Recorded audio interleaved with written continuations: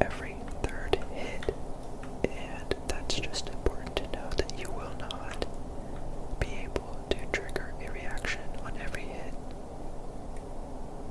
With that being said, however, Dendro cores have their own internal cooldown. So, if your turret blast hits a Dendro core, it doesn't matter what hit number you're on. Since Dendro cores, like, as soon as they're hit, they activate. The internal cooldown does not matter, because like an internal cooldown is something that's put on a single enemy. So if that single enemy has been hit by your turret and caused a reaction, then the next two shots that hit that enemy won't proc a reaction because of the internal cooldown of every 3 hits, or I think it's 2 seconds. So if 2 seconds goes by, then another reaction can be triggered by her turrets. Moving on to her elemental burst. She does a big blast of electro damage in front of her. If she has turrets on the field, she will consume all of the turrets, and for every turret consumed, she will send down another strike. And I'll go ahead and demonstrate that right now. So I'll put out my 3 turrets and I'll press Q. You'll see an initial blast and then 3 strikes afterwards.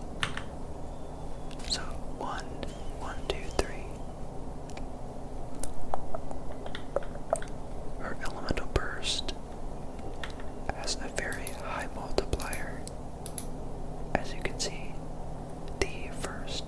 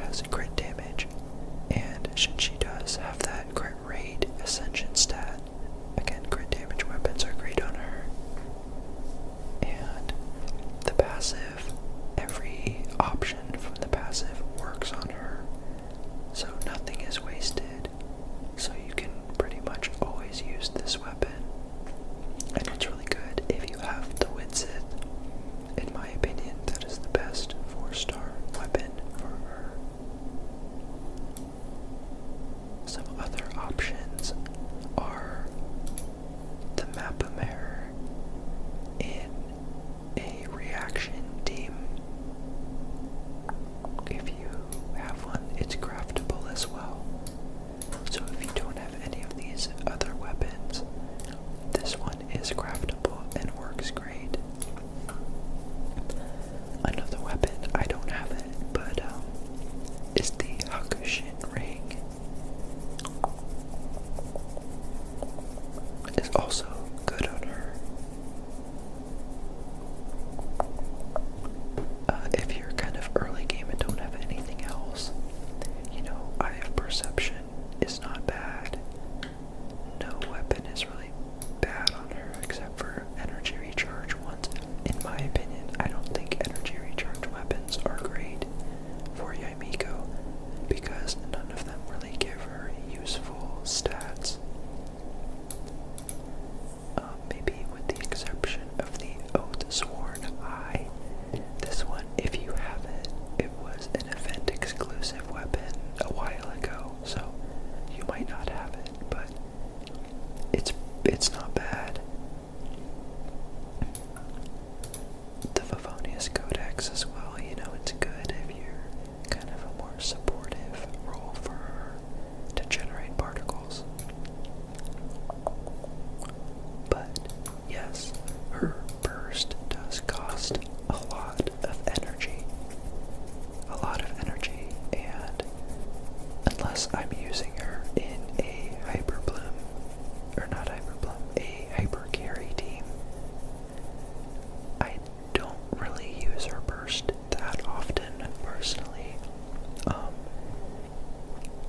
In most of the teams that I play her in, she plays in a off-field damage dealer and applicator role, where I just quickly set up her turrets, then swap to a main DPS while her turrets go in the background.